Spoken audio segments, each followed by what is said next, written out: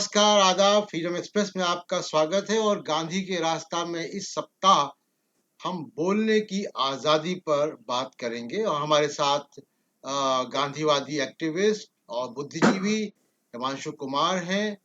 और जब हम आपसे बात कर रहे हैं उसके कुछ ही समय पहले 21 साल की एक लड़की जो एनवायरनमेंट एक्टिविस्ट है, दिशा नाम है उसका, उसको गिरफ्तार कर लिया गया है। 5 दिन की पुलिस हिरासत में भेज दिया गया है और उसका कसूर ये है कि ग्रेटा थंबर्ग की जो टूल किट है जिसकी बहुत चर्चा है, उसने एक ट्वीट किया था, किसानों के पक्ष में ट्वीट किया था और उस ट्वीट में एक अटैचमेंट था।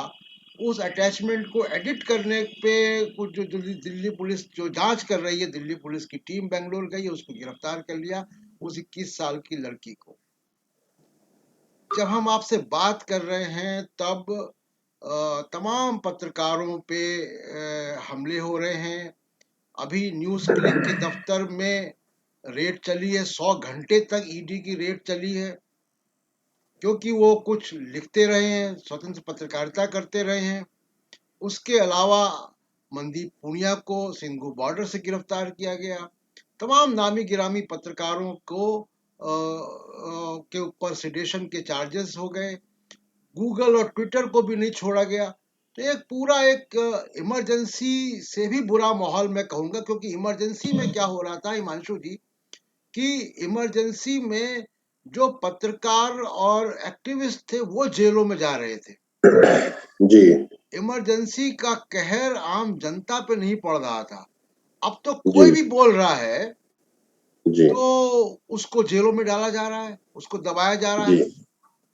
ये जो माहौल देश में है, जी। ये कहाँ ले जाएगा देश को? जी, आपने जो सवाल किया है ये काफी एक चिंताजनक स्थिति की तरफ इशारा कर रहा है कि जहां पर 17-18 साल की लड़की ग्रेटा थनबर्ग के खिलाफ दिल्ली पुलिस एक एफआईआर दर्ज करती है और सारी दुनिया में हिंदुस्तान की एक तरह से हंसी उड़ाई जाती है कि एक छोटी सी बच्ची से भारत की सरकार डर रही है। और आज जैसे आपने बताया, अभी जिक्र किया, दिशा नाम की जो लड़की है 21 साल की, उसे गिरफ्तार किया है। अब ये जो टूल किट होता है ये एक तरह का टेम्पलेट है जो बिल्कुल एक सिंपल चीज है आंदोलनों में कि भाई आंदोलन का पहला फेज क्या होता है, सेकंड फेज क्या होता है। इस देश में शायद ही कोई ऐसा पॉलिटिकल एक्टिविस्ट होगा, चाहे वो नरेंद्र मोदी हो, चाहे वो भाजपा के अटल बिहारी वाजपेयी हो, चाहे वो लाल कृष्ण आडवाणी हो, जिन्होंने जीवन में आंदोलन ना किए हो।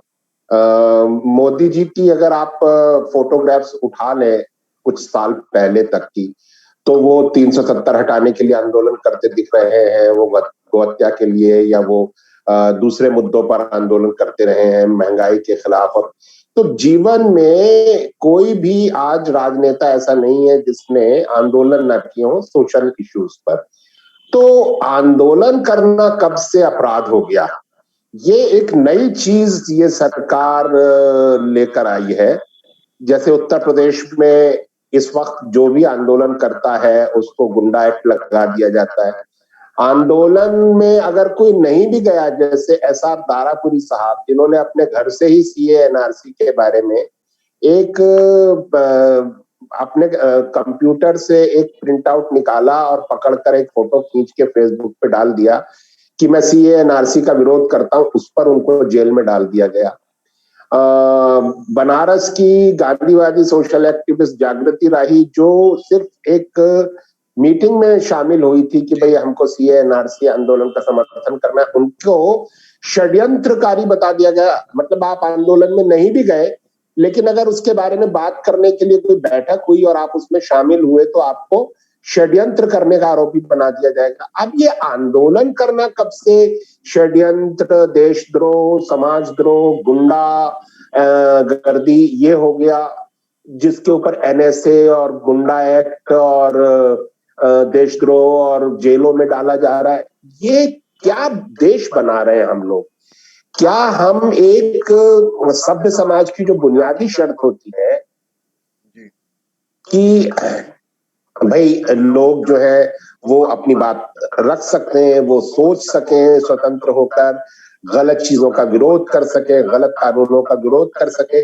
डेमोक्रेसी तो इसी का नाम है ना। ये हम लोग मोनार्की छोड़ करके डेमोक्रेसी को हमने अपनाया है कि भाई पहले तो राजा की मर्जी सब कुछ होती थी, राजा जिसे सही कहे वो सही, जिसकी चाहे गर्दन उड़वा दे। क्या हम दोबारा उसी युग में जाना चाहते हैं कि जहां मोदी जी जो कहे वही सच, बाकी सब लोग गलत? तो हम लोग तो उस मोनार्की से बाहर निकलकर डेमोक्रेसी में आए हैं ना, कि जहां जनता स्वतंत्रता पूर्वक जी सके और कानून के मुताबिक, संविधान के मुताबिक देश चले। अब ये संविधान को कुचल के, कानून को कुचल करके अगर इस तरह से करेंगे तो फिर जनता जोरदार विरोध करेगी इसका। बिल्कुल, और विरोध हो भी रहा है। और देखिए कि जैसे किसानों का आंदोलन है, उसके पहले सीएनआरसी का आंदोलन हुआ, उसके पहले छात्रों के आंदोलन हुए। तमाम सारे आंदोलन इस देश में हो भी रहे हैं। मुझे एक बात समझ में नहीं आती हिमांशु जी, कि पूरा जिसको हम लोग गोदी मीडिया कहते हैं, जो कॉर्पोरेट मीडिया है, वो सिरे से एक आध अपवाद को छोड़ के और उस सिरे से उनके इनके साथ है, इनका नैरेटिव भी चलाता है वो, चाहे वो अखबार हो, चाहे वो टीवी चैनल हो, तमाम सारी वेबसाइट है। ये दो चार आउटलेट्स हैं, दो चार मीडिया के आउटलेट्स हैं जो सोशल मीडिया है, उससे इतना ये परेशान हो गए। देखिए, एक चीज समझने वाली है कि ये हम बहुत पहले से कहते थे कि अगर आरएसएस सत्ता में आया तो फिर लोकतंत्र आप भूल जाइए। आरएसएस का यानी भाजपा का सत्ता में आना कोई एक आम घटना नहीं है। ये कोई ऐसा नहीं है कि एक पार्टी ने सत्ता पर आ गई है, 5 साल बाद 10 साल बाद फिर दूसरी पार्टी आ जाएगी। जी जी। ये उस तरह का सत्ता परिवर्तन नहीं है। ये आपको इस देश को समझ लेना चाहिए था जब वो आरएसएस को सत्ता दे रही थी, कि ये एक एब्सोल्यूट टेक ओवर है पावर का। अब आप देखिए इस वक्त की क्या हालत है। इस वक्त की हालत ये है कि सुप्रीम कोर्ट पर इनका पूरा काबू है, इलेक्शन कमीशन पर इनका काबू है, नेशनल ह्यूमन राइट्स कमीशन पर इनका काबू है, संसद एक तरह से बेमानी कर दी गई है, कैबिनेट का कोई काम नहीं बचा है, खाली पीएमओ और एक दो लोग इस पूरी सरकार को चला रहे हैं, और एक दो जो बड़े उद्योगपति हैं। क्रोनी कैपिटलिज्म का सबसे भद्दा रूप इस वक्त देखने को मिल रहा है कि देश को जो है सिर्फ दो पॉलिटिशियन और दो उद्योगपति मिलकर चला रहे हैं, और सारे जो डेमोक्रेटिक इंस्टीट्यूशंस हैं वो डिफंक्ट हो गए हैं, डिजेनरेट हो गए। तो ये जो सिचुएशन है, इसके बारे में हम पहले से कहते आ रहे थे कि ये हालत आएगी। और जब ऐसी हालत होती है कि जहां 3-4 लोग ही सारे देश को चलाने लगे, तब फिर उनके खिलाफ उठने वाली हर आवाज एक खतरा मान ली जाती है, एक चुनौती मान ली जाती है, और उसको क्रूरता पूर्वक दबाना एकमात्र रास्ता मान लिया जाता है। और फिर सब उस जो पूरे इंस्टीट्यूशंस हैं, चाहे वो पुलिस हो, चाहे वो अदालत हो, चाहे वो इनकी अपनी पेड मीडिया हो, वो सब उसमें लग जाते हैं। इसलिए आज आप देखिए कि जो सोशल मीडिया का भी आपने जिक्र किया, सोशल मीडिया पर आम लोग लिखते हैं और उसमें सरकार की नीतियों की आलोचना होती है, उसकी खिल्ली उड़ाई जाती है, उसके बारे में लोग बात करते हैं। अब ये एक नया तरीका निकाल के लाए हैं कि सोशल मीडिया पर लिखने वालों को भी जेल में डाला जाए। तो इन्होंने एक विजिलेंटीज खड़े करने का प्रोग्राम बनाया है, जिसको ये लोग साइबर वॉरियर्स कह रहे हैं, और 2 स्टेट में उसको इन्होंने इंट्रोड्यूस किया है कि पहले ये 2 स्टेट में करेंगे, उसके बाद बाकी के सारे देश में करेंगे। उसमें ये करेंगे कि अगर आप मोदी सरकार के खिलाफ लिखते हैं तो आरएसएस का कोई भी व्यक्ति जाकर के थाने में शिकायत कर देगा और आपको उठा के जेल में डाल दिया जाएगा। ये बिल्कुल वैसा ही है जैसे छत्तीसगढ़ में सलवा जुलूम शुरू किया गया, या नॉर्थ ईस्ट में पहले एसपीओज अपॉइंट किए गए। या कश्मीर में एक्वान अपॉइंट किए गए थे। तो ये जो विजिलेंटिज्म है कि आप अपने ट्रोल्स को या अपने आईटी सेल वालों को या अपने जो भक्त हैं उनको पुलिस पावर्स भी दे दीजिए कि वो जिसको चाहे पकड़ के जेल में डलवा दें। तो इससे तो नागरिकों के बीच में ही मारकाट शुरू हो जाएगी, जो जेलों में डलवाना शुरू हो जाएगा, और एक खास विचारधारा का पूरी तरह से तानाशाही कायम हो जाएगी और भिन्न सोचने वाले लोगों को जेलों में डाला जाएगा। तो ये एक बहुत खतरनाक माहौल बनाने की कोशिश कर रहे हैं और डेमोक्रेसी को पूरी तरह से कुचलने की कोशिश कर रहे हैं। हिमांशु जी, आप लंबे समय से आंदोलन में रहे हैं और आदिवासियों के बीच भी आपने काम किया है, देश के तमाम हिस्सों में आपने काम किया है। मैं समझना चाह रहा हूँ आपसे कि अभी हाल में हमने देखा कि किस तरीके से अमेरिकन डेमोक्रेसी में चैलेंज आया और वो चैलेंज यहाँ तक गया कि राष्ट्रपति हारने के बाद जो प्रक्रिया होती उसमें भी रोकने की कोशिश की गई, लेकिन उनका मीडिया और उनका इंस्टीट्यूशन जो है वो अपने संविधान और लोकतंत्र के साथ खड़ा रहा और वो उस क्राइसिस से अमेरिका एक झटके में यानी 4 घंटे के अंदर उससे निकल गया। अब सब कुछ सामान्य है, इम्पीचमेंट की प्रोसेस है वो अपनी जगह चल रही है, उसमें सीनेट का वोट भी कल हो गया, ट्रंप के पक्ष में हो गया, लेकिन वो प्रक्रिया वहां पे चल रही है। पटरी पे तुरंत अमेरिका आ गया। जैसा आपने अभी कहा कि हमारा सुप्रीम कोर्ट, हमारी अदालतें, हमारी पुलिस, हमारा मीडिया, हमारा चुनाव आयोग, ये सब कॉम्प्रोमाइज्ड है और उसको समाज के एक तबके से, जिसको जो वर्चस्व वाला तबका है, जो मिडिल क्लास है, जो नौकरी पेशा है, उससे किस्म की लेजिटिमेसी भी है, अप्रूवल भी है। ये क्या सामाजिक प्रक्रिया है? आपका लंबा अनुभव है, जरा इसको बताइए दर्शकों को और मुझे भी। जी देखिए, अमेरिका में भी जो हुआ है उसमें एक नए तरह की फीलिंग लोगों ने स्मेल करी है कि जो पुलिस थी वो ट्रंप समर्थक जो हुड़दंगी लोग थे उनके साथ उस तरीके से डील नहीं कर रही थी जैसे उसने ब्लैक लाइव्स मैटर में डील किया था।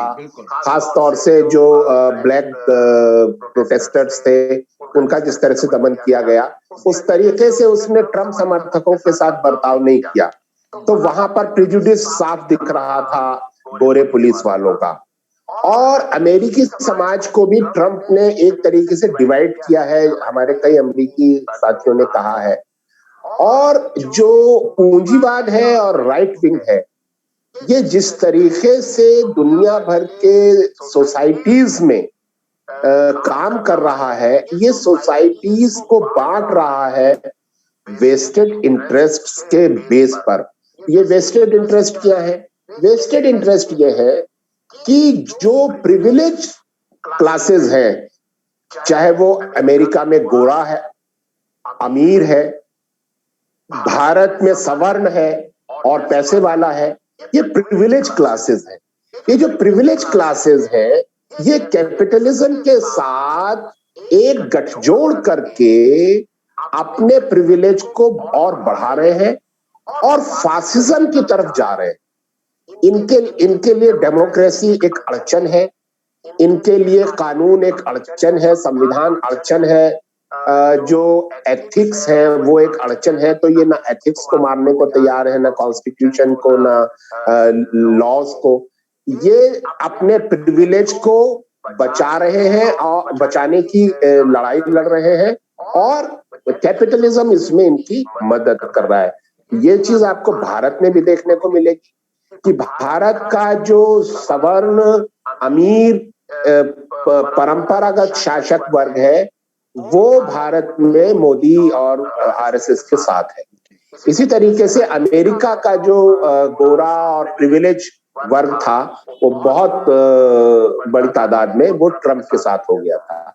तो ये एक नया ट्रेंड है और बहुत ही ये ग्लोबल एक फेनोमिना है, बहुत सारे देशों में ये चल रहा है कि पूंजीवाद किस तरीके से सोसाइटीज को खराब कर रहा है और जो एथिक्स है, जो कानून है, संविधान है, उनके प्रति लोगों में अनादर का भाव भर रहा है। तो भारत में भी हमको वही दिखाई दे रहा है।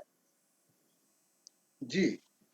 उसमें एक तब्दीली और दिखाई देती है। भारत में जब ये कैपिटलिज्म आता है तो जो जी आर्थिक, राजनीतिक और सामाजिक, ये तीनों जी जो वर्चस्व है, ये जी भारत के समाज में एक खास वर्ग के पास है और जी उसमें एक किस्म की असुरक्षा है। जैसे मैं अगर आपसे चर्चा करूं कि आजादी का आंदोलन था, तो जी यही हिंदू अपर कास्ट सवर्ण भी गांधी जी के पीछे भी था। जी उसमें से कुछ अंग्रेजों के साथ थे, लेकिन अधिकांश जी कांग्रेस के और आंदोलन के साथ थे।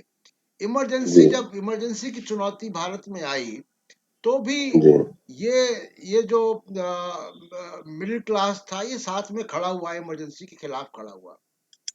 जी गुजरात के दंगों में भी मैंने देखा कि गुजरात के दंगों के बाद भी बड़े तबके पर जो संवेदनशील तबका था, शहरी मिडिल क्लास का, इंटेलेक्चुअल्स का, वो दंगों के पक्ष में नहीं था। जी और वाजपेयी जी को ये कहना पड़ा था कि हम गुजरात की वजह से चुनाव हार गए 2004 का। जी ये अचानक ये 10 साल में, 15 साल में क्या ऐसी सामाजिक प्रक्रिया हुई, क्या सुरक्षा की भावना समाज के इस वर्चस्ववादी वर्ग के अंदर आई कि ये मुसलमानों के खिलाफ हो गया, ये दलितों के खिलाफ हो गया, ये ट्राइबल के खिलाफ हो गया, ये अपने संविधान के ही खिलाफ हो गया। उसको, जैसे आपने कहा कि उसको डेमोक्रेसी नहीं अच्छी लग रही है, उसको एक इंडिपेंडेंट सुप्रीम कोर्ट नहीं अच्छा लग रहा है, उसको एक आजाद मीडिया भी उसको खलल देता है। ये कैसा सुरक्षा, क्योंकि हमारे देश के बुद्धिजीवी इस बारे में जरा कम लिख रहे हैं। देखिए, जो आजादी की लड़ाई में हम लोगों ने देखा कि आपने बिल्कुल ठीक कहा कि एक तबका गांधी जी के पीछे था, लेकिन ये भी सच है कि जब गांधी जी ने जाति के विरुद्ध काम करना शुरू किया सन 31 के बाद, पूना पैक्ट के बाद, जी उसके बाद उनकी हत्या के प्रयास, खासतौर से जो ब्राह्मणिकल फोर्सेस थी, 5 बार कोशिश की गांधी जी की हत्या की। सन 34 से शुरू कर दिया था गांधी जी को मारना। तो जाति के विरुद्ध जो उनका काम था, उससे ये सबसे ज्यादा नाराज थे। और लोहिया के मुताबिक हम माने तो गांधी जी की हत्या जाति का विरोध करने के कारण हुई है, क्योंकि उन्होंने हिंदू धर्म का जो मुख्य आधार है उसको ही चोट पहुंचाना शुरू कर दिया था, जातिवाद को। तो भारत में आपने बिल्कुल ठीक कहा कि एक बहुत बड़ा सवर्ण वर्ग गांधी जी के साथ था, लेकिन एक बहुत बड़ा सवर्ण वर्ग जो आरएसएस के साथ था। और वो चुप था, लेकिन धीरे धीरे उसको पोलराइज किया गया, लगातार झूठा इतिहास बता करके, मुगलों के बारे में झूठे फैक्ट्स बता करके, और मुगलों को आज के मुसलमानों का पर्यायवाची बता करके, जबकि मुगलों का आज के मुसलमानों से कोई लेना देना नहीं है। आज के जो मुसलमान हैं वो भारत के मुख्यतः दलित है, जो समानता की चाह में इस्लाम जिन्होंने कबूल किया, उनको मुगलों का पर्याय की मुगलों ने हिंदुओं पर बहुत अत्याचार किए, और जो मुगल थे उन्हीं के ये वंशज आज के मुसलमान हैं। इसलिए हमें आज के मुसलमानों से बदला लेना है। ये एक पूरा झूठा नैरेटिव आरएसएस खड़ा करता रहा। फिर इन्होंने आजादी मिलते ही गांधी जी की हत्या करी, राम मंदिर में वो बाबरी मस्जिद में राम की मूर्ति रखी, वो और उसके बाद लगातार मुसलमानों के खिलाफ एक आंदोलन शुरू किया। जयप्रकाश नारायण के आंदोलन, पहले लोहिया के जो कांग्रेस ये संयुक्त विधायक दल वाला प्रयोग था, उसमें ये शामिल हुए, फिर जयप्रकाश नारायण के आंदोलन में शामिल हुए, और इन्होंने समाजवादियों की मदद लेकर के अपने को बढ़ाते गए। और आज हालत ये है कि उस झूठे प्रचार के बल पर ये सत्ता पर काबिज है। आपने जो कहा, गुजरात दंगों में बहुत बड़ा एक तबका ऐसा था जो गुजरात दंगों का विरोध कर रहा था। लगातार इन लोगों ने जिस तरह का प्रचार किया और जिस तरीके से कांग्रेस विफल हुई है, देखिए, कांग्रेस की विफलता का एक बहुत बड़ा कारण कांग्रेस का जो एक अंतरराष्ट्रीय एक प्रोजेक्ट अमेरिका का था, इस्लामोफोबिया का, आप को मैं ये बताना चाहता हूं कि अमेरिका ने अपने आर्थिक साम्राज्य को बरकरार रखने के लिए इस्लामोफोबिया खड़ा किया, ओसामा को खड़ा किया, फंड दिया, उसको खड़ा किया और एक इस्लामी टेररिज्म नाम की चीज खड़ी करी उसने। चाहे वो आप लीबिया में देख लें, लीबिया में उसने ही आईसिस को एक तरह से खड़ा किया और उसके बाद कद्दाफी को मार करके और आईसिस को खड़ा किया और अब उसको दबाने के नाम पर वो कर रहा है। तो पूरा एक इस्लामोफोबिया अमेरिका ने खड़ा किया और उसी दौर में भारत में भी वही प्रोजेक्ट चालू हुआ और निर्दोष मुसलमानों को स्पेशल एक्ट्स बना बनाकर जेलों में डाला गया, जिसमें टाटा, कोटा, मकोका में 95% तक मुस्लिम। कांग्रेस के समय में भी हुआ, ये खूब हुआ, कांग्रेस के समय में ही शुरू हुआ और उसका नतीजा ये हुआ कि मोदी जी आए और इस्लामी टेररिज्म नाम की चीज खत्म हो गई। मतलब जैसे मोदी जी से मुसलमान डर गए, जबकि भारत में कोई इस्लामी टेररिज्म नाम की चीज नहीं थी। इस्लामी टेररिज्म नाम की चीज आप अगर उत्तर प्रदेश के हमारे जो साथी हैं, शाहनवाज आलम है, राजीव यादव है, मोहम्मद शोएब साहब है, रिहाई मंच, उनकी अगर काम देखें तो उन्होंने ऐसे कितने सारे केसेस को डॉक्यूमेंट किया है जिसमें जो भारतीय एजेंसीज हैं, गवर्नमेंट एजेंसीज हैं, वो रेडिकलाइजेशन का काम करती थी और वो षड्यंत्र करती थी और टेररिस्ट एक्टिविटीज को वो लोग पूरा ऑर्गेनाइज करते थे। इसी तरह आपको याद होगा लियाकत का मामला, लियाकत को जो जामा मस्जिद में पकड़ा गया था, बाद में सीसीटीवी फुटेज आया कि दिल्ली पुलिस का सिपाही जाकर उसके कमरे में, होटल के कमरे में AK-47 रख रहा है। तो और समय मनमोहन सिंह प्राइम मिनिस्टर थे, चिदम्बरम होम मिनिस्टर थे, दिल्ली की चीफ मिनिस्टर शीला दीक्षित थी और मुसलमानों को टेररिस्ट बनाया जा रहा था आर्टिफिशियल। तो ये कौन कर रहा था? और क्योंकि था नहीं कोई इस्लामी टेररिज्म, तो मोदी जी के आने के बाद वो खत्म हो गया।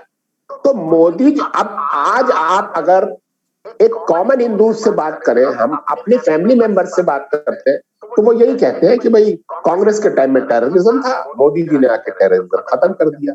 भाई कांग्रेस का तो वो एक आर्टिफिशियल बनाई हुई चीज थी और ये इसलिए की गई थी क्योंकि पूंजीवाद का जो नया दौर आ रहा था, लिबरलाइजेशन, ग्लोबलाइजेशन और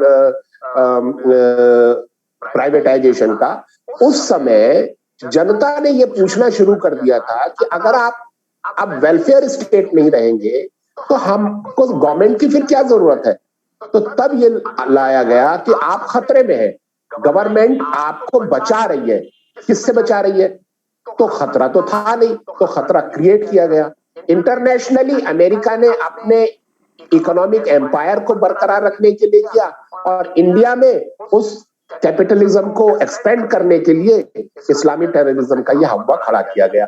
उसका सारा नुकसान कांग्रेस ने उठाया और उसका सारा फायदा बीजेपी ने उठा लिया। इन्होंने कहा लीजिए हमने खत्म कर दिया, हमने टेररिज्म खत्म कर दिया। लेकिन तो आज जी कांग्रेस फंस गई है उस ट्रैप में और आज मुसलमान अगर नाराज है कांग्रेस से तो इसीलिए नाराज है कि भाई तुम्हारे वक्त में जितने, अब आप देखिए मक्का मस्जिद ब्लास्ट हो, मालेगांव ब्लास्ट हो, समझौता एक्सप्रेस ब्लास्ट हो, इसमें किसने किया? ये हिंदुत्ववादियों ने। और जेल कौन जा रहा था? निर्दोष मुसलमान। हाँ, सिमी का हवा किसने खड़ा किया? हमारे साथी अजीत शाही ने 18 स्टोरीज करी जिसमें उन्होंने पूरा सिमी का जो होम मिनिस्ट्री ने हवा खड़ा किया था, तहलका में सारा उन्होंने भंडाफोड़ कर दिया और उसके बाद होम मिनिस्ट्री ने सिमी का नाम लेना बंद कर दिया था। तो ये होम मिनिस्ट्री हमारी कांग्रेस के समय में पूरा मुसलमानों को विलीफाई करती थी, उनको खलनायक बनाती थी और उसका सारा फायदा आरएसएस ने उठा लिया। उन्होंने कहा भाई बड़ा टेररिज्म है कांग्रेस के टाइम में, लो हम खत्म कर देते। जैसे वॉशिंगटन पोस्ट में एक इन्वेस्टिगेशन आया कि किस तरीके से भीमा कोरेगांव के जो एक्टिविस्ट हैं जो जेलों में हैं, उसमें तमाम आनंद तेनतुंबले जैसे, स्टेन स्वामी जैसे बुद्धिजीवी भी हैं, सामाजिक कार्यकर्ता, सुधा भारद्वाज हैं उसमें, इन सब के कंप्यूटर्स में किस तरीके से एविडेंस प्लांट किए गए, ये वॉशिंगटन पोस्ट की इन्वेस्टिगेशन से आया सामने। हाँ, देखिए ना आप कि आज जो लोग इस देश में पर्यावरण के लिए, मानवाधिकारों के लिए, आदिवासियों के लिए, प्राकृतिक संसाधनों को बचाने के लिए, एक तरह से कहिए तो इस देश को बचाने के काम में लगे हुए लोग हैं, पढ़े लिखे लोग हैं, सारी जिंदगी उन्होंने जनता की सेवा में खर्च करी है, उन लोगों को आज जेलों में डाल दिया गया है और झूठे सबूत उनके कंप्यूटर में प्लांट करके, षड्यंत्र करके। ये पहली इस तरह की सरकार है जो षड्यंत्रकारी सरकार है, जो कॉन्स्पिरेसी कर रही है अपने देश की सेवा करने वालों के खिलाफ, इंटेलेक्चुअल्स के खिलाफ, सोशल एक्टिविस्ट के खिलाफ। ये कितनी खतरनाक स्थिति है कि सुधा भारद्वाज जो अमेरिकन सिटीजनशिप छोड़कर आई, सारी जिंदगी गरीबों की सेवा करी, उनको जेल में डाल दिया। वो 66 साल की है। ईपीडब्ल्यू के संपादक रहे हैं गौतम नवलखा, जो सारी दुनिया में पढ़ी जाती है, उनको जेल में डाल रखा है। आनंद तेलतुंबड़े जो बाबा साहब अम्बेडकर के पोती के वो है पति है, उनको जेल में डाल रखा है। और बहुत सारे लोग हैं, वकील है, एक्टिविस्ट है। ये क्या हालत बना रखी है देश की इन लोगों ने कि जो लोग समाज के लिए बोल रहे हैं, गरीबों के लिए, दलितों के लिए, आदिवासियों के लिए, पर्यावरण के लिए काम करा, जिन्होंने सारी जिंदगी लगा दी, उन लोगों को आपने जेल में डाल दिया है। लेकिन हिमांशु जी, ये बताइए कि जैसे मैं ये जानना चाह रहा था कि जब ये मतलब जिसको लग रहा है जैसे कि घड़ा भर गया हो और जिस बेतहाशा जो है वो बोलने की आज़ादी पर, फ्रीडम ऑफ स्पीच पर हमले हो रहे हैं, और हम आप जो ये बात भी कर रहे हैं, न मालूम कितनी देर कर पाएंगे, कब तक कर पाएंगे। कहीं कोई सेफ्टी वॉल्व हर समाज में, हर सिस्टम में होता है। अभी हमारे देश में ऐसा सिस्टम, ऐसा कोई सेफ्टी वॉल्व नजर नहीं आ रहा। पीछे भी सरकारों में जब करप्शन हुए या कुछ हुए तो कहीं हाई कोर्ट से आवाजें उठती थी, कहीं सुप्रीम कोर्ट्स में कुछ होता था, वो अब नहीं हो रहा। जैसे कि आपने कहा कि इंस्टीट्यूशंस जो है वो कॉम्प्रोमाइज्ड हैं। सेफ्टी वॉल्व कहाँ है? ये कैसे वापस ये पटरी पे आएगी देश की व्यवस्था? देखिए, जहां एक तरफ हम देख रहे हैं कि दमन बढ़ रहा है और अंधेरा बढ़ता जा रहा है, वहीं रोशनी की नई नई किरणें भी फूट रही है। अभी कुछ समय पहले आपने देखा कि बेरोजगार नौजवानों ने नरेंद्र मोदी के वीडियोस को डिसलाइक करके एक कैंपेन शुरू किया और लाखों की संख्या में डिसलाइक का एक कैंपेन चला। उसके बाद बीजेपी को और भारत की सरकार को, पीएमओ को अपने यूट्यूब वीडियोस में डिसलाइक का बटन डिसेबल करना पड़ा। इतना डर गए वो लोग। इसी तरीके से आपने देखा कि कैसे मुस्लिम महिलाओं के नेतृत्व में सीए, एनआरसी जैसे एक असंवैधानिक कानून के खिलाफ बहुत जबरदस्त आंदोलन हुआ, शानदार आंदोलन हुआ, जिसकी गूंज अंतर्राष्ट्रीय स्तर पर हुई। अब आप देख रहे हैं कि किसान आंदोलित है, लाखों किसान इस समय सड़कों पर बैठे हुए हैं। इसके अलावा गांव-गांव में पंचायतें हो रही है, कस्बा लेवल पर पंचायतें हो रही है, लाखों किसान उसमें हिस्सा ले रहे हैं और वो शपथ ले रहे हैं कि अब हम सांप्रदायिकता के जाल में नहीं फंसेंगे, जो पहले हमें फंसा दिया गया हिंदू मुस्लिम में। पश्चिमी उत्तर प्रदेश, जहां मुजफ्फरनगर जैसे दंगे कराए गए, वो जाट और मुसलमान फिर से एक आ रहे हैं, एक हो रहे हैं और कसम खा रहे हैं कि अब हम बीजेपी के जाल में नहीं फंसेंगे। तो आरएसएस का जो जहर है उसकी एंटीडोट भी तैयार हो रही है और हम उम्मीद करते हैं कि बेरोजगार, किसान, मजदूर, स्टूडेंट्स, आपने देखा स्टूडेंट्स का कितना शानदार आंदोलन हुए, चाहे वो जेएनयू में हुआ, हैदराबाद में हुआ, बनारस में हुआ, इलाहाबाद में हुआ, बहुत सारी यूनिवर्सिटीज में हुआ।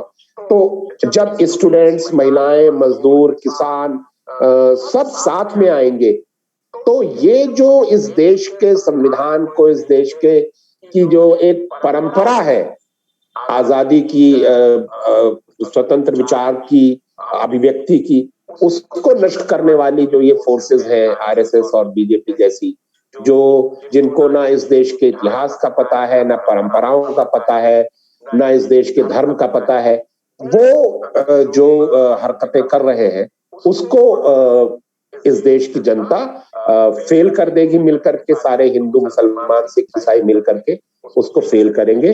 और मुझे वो उम्मीद की किरणें दिखाई दे रही है। बिल्कुल उम्मीद की किरण है, और एक उम्मीद की किरण के साथ मैंने भी देखी कि सिंघू बॉर्डर पे या किसान जो आंदोलन कर रहे थे, एक तो किताबें पढ़ने का सिलसिला चालू हुआ है, और ये जो लाखों किसान दिल्ली के आसपास हैं जिन्होंने काफी कुछ पिछले 3 महीने में देख लिया है हिमांशु जी, कि उन्होंने आंदोलन कैसे होते ये भी देख लिया, किस तरीके से उनको बदनाम किया जाता है मीडिया के जरिए वो भी देख लिया, उन्होंने अपना अखबार भी निकाल लिया, और सोशल मीडिया पे भी आ गए। तमाम सरकार की लाठी गोली, पुलिस, हथकंडे, मुकदमे, सारा कुछ देखकर वो बहुत एजुकेट होकर वापस जाएंगे जब अपने गांव में,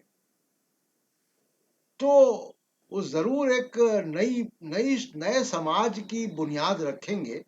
और इस देश में बड़े बड़े चुनौतियां आई हैं, और ये देश हमेशा चुनौतियों से निकला है।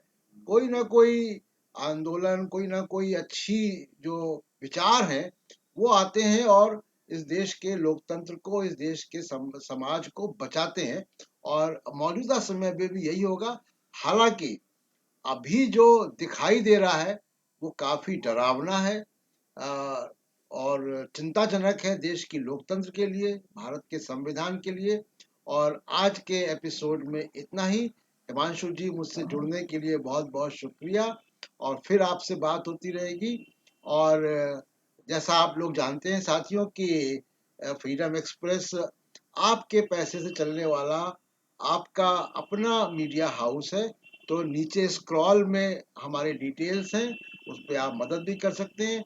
हमारे वीडियोस को, हमारी स्टोरीज को, हमारे फेसबुक और ट्विटर और यूट्यूब को लाइक शेयर करते रहिए। फिर मिलेंगे अगले सप्ताह। बहुत बहुत शुक्रिया, धन्यवाद।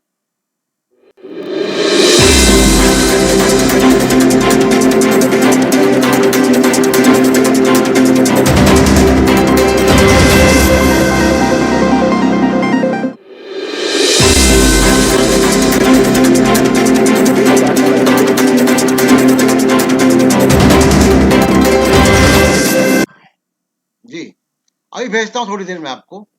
ओके ओके, हाँ, अभी थोड़ी देर में भेजता हूँ जी।